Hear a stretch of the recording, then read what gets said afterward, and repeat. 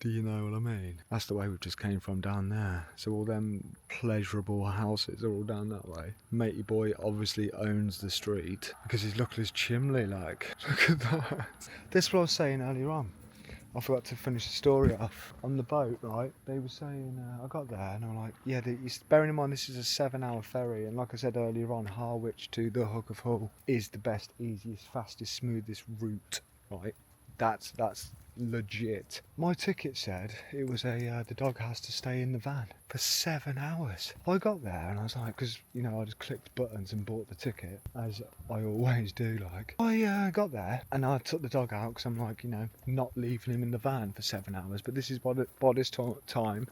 I haven't spoke to the guy yet, so I've just naturally took him. And then I went to the reception to see if they had any rooms for pets left, because I knew they had some on the return one, but I thought, because it's not an option, it must have been sold out, but I wanted to go and double check. But I thought, worst case scenario, at least I'll be able to be with him, kind of thing.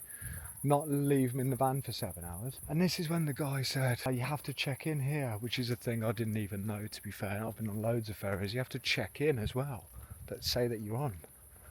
So that was the whole point of the boarding, like.